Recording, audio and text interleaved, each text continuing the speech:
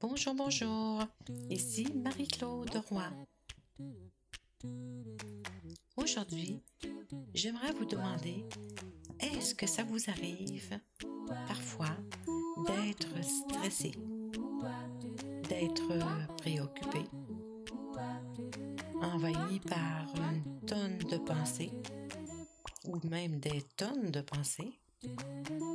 Est-ce que ça vous arrive de vous sentir essoufflé, toujours à la course, de vous sentir réactif, que vous réagissez trop rapidement et que vous finissez par le regretter par la suite? Bref, est-ce qu'il vous arrive souvent ou pas souvent, ou tout le temps? Est-ce que ça vous arrive d'être confronté à des situations que vous considérez, que vous percevez comme étant désagréables? Oui? Non? Peut-être? Eh bien, rassurez-vous, parce que si vous avez répondu oui en lettres majuscules, bien sachez que vous n'êtes pas seul. Vous n'êtes pas seul, nous sommes nombreux à être pris avec ces problèmes de stress et de difficultés. En fait, ça fait partie de notre réalité humaine de naviguer sur les eaux qui sont parfois un peu plus difficiles, un peu plus agitées. Mais heureusement, il existe des trucs pour pouvoir naviguer sur ces eaux agitées. On peut par exemple faire une pause. Faire une pause en restant tout simplement là. Lorsque la situation se présente, ça ne sert à rien de se sauver, de vouloir la fuir. Il s'agit de rester là et automatiquement, et aussitôt que cela se produit, dans le fond, de se connecter à ce qui est là, en observant avec un esprit curieux. On veut comprendre avec un esprit neuf, mais qu'est-ce qui se passe là? Qu'est-ce qui se passe? Alors, je vous présente mon petit truc, un petit truc qui fonctionne très, très bien. Restez avec moi, je vais vous présenter mes 5 amis. 5 amis qui me suivent à chaque jour, du matin au soir. Ils sont là pour moi. Ils sont vraiment sympas, n'est-ce pas? Mais ces 5 amis portent un nom. Ils s'appellent A-R-R-E-T. Arrêt.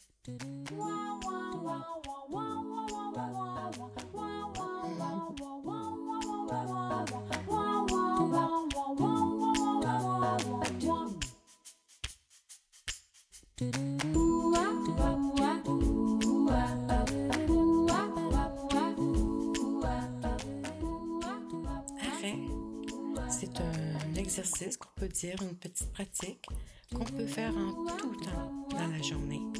Donc, A pour arrêter, bien sûr. Quand par exemple on arrive à un feu de circulation, on s'arrête pour laisser passer ce qui se produit, les voitures, les gens et tout. Donc on arrête. On peut arrêter dans n'importe quelle situation ou à peu près. Juste dire OK, stop. Et maintenant je me positionne au niveau de ma respiration. Je respire sans changer quoi que ce soit. Je porte mon attention sur ma respiration malgré ce problème-là qui se manifeste. Et je regarde tout simplement ce qui est là.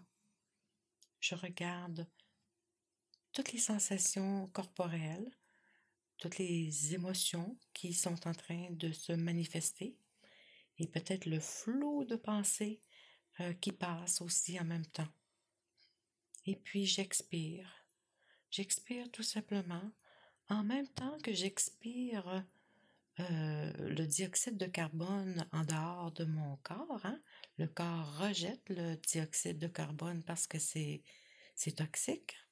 Alors, je peux expirer, rejeter ou en tout cas laisser partir tout ce dont je n'ai pas vraiment besoin. Tout ce qui pourrait tout simplement être toxique.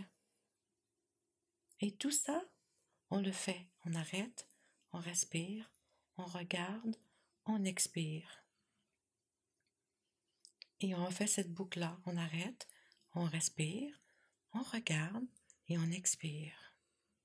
Et peu à peu, peut-être après 2, 3 séries comme ça, on assiste à une transformation. Oui, il y a quelque chose qui se transforme, puis ça se fait tout seul. On n'a pas à agir ou à poser une action autre que d'être présent dans cette situation difficile ou perçue comme étant problématique. On ne fait que contacter notre respiration, regarder, expirer. Et ça se transforme tranquillement. C'est un peu comme les exercices qu'on va faire dans des salles de gymnastique. À force de le faire, on finit par développer cette habilité-là à transformer les événements pour pas se laisser finalement emporter dans ceux-ci. Donc, qu'est-ce qui se passe vraiment? C'est qu'en regardant ce qui se produit, ce qui est là, on voit donc toutes nos sensations physiques qui se manifestent. Hein? On voit aussi les émotions, la crainte, la peur, peu importe, sensations physiques, visage rouge, palpitations cardiaques, toutes nos sensations, nos ressentis. Et puis, il y a toutes ces pensées qui défilent. Et puis, tout ça ensemble, ça se mélange. Et si on regarde, mais on voit tout cela et ça finit par s'atténuer tranquillement.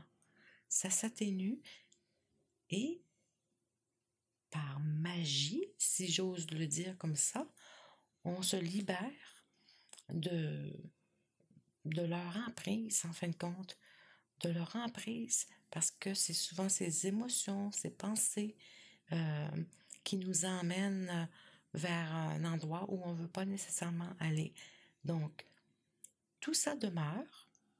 Les émotions vont toujours être là, les pensées aussi, les sensations physiques aussi, mais elles ne contrôlent plus notre vie. Enfin!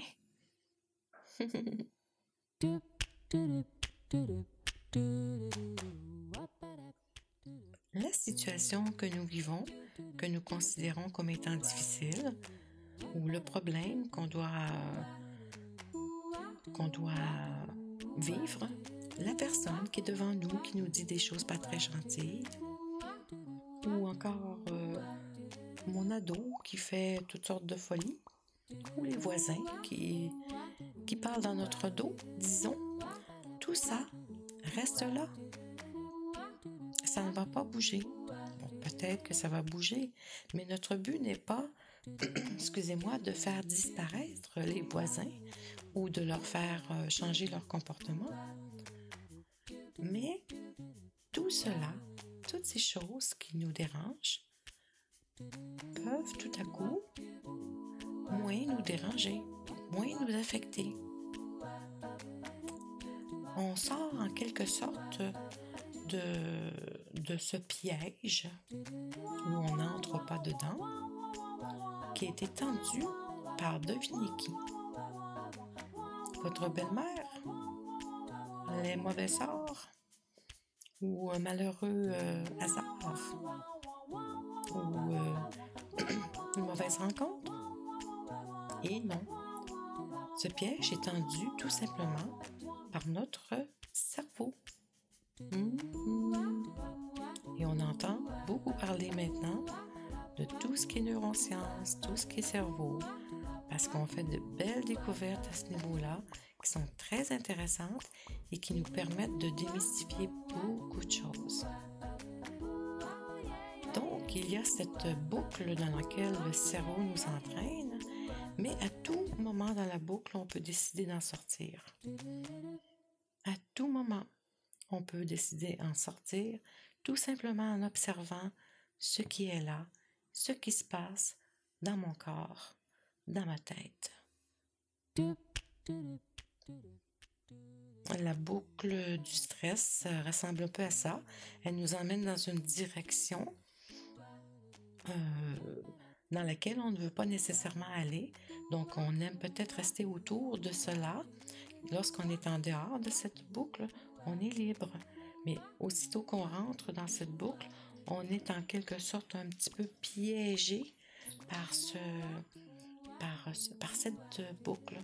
C'est ainsi qu'on finit par perdre une certaine liberté. Et en pratiquant ainsi très très très souvent cet exercice de s'arrêter, de faire une pause, on se libère peu à peu, puis des fois de façon radicale, très rapidement. On se libère de cette boucle du stress. Alors voilà, merci beaucoup de votre attention.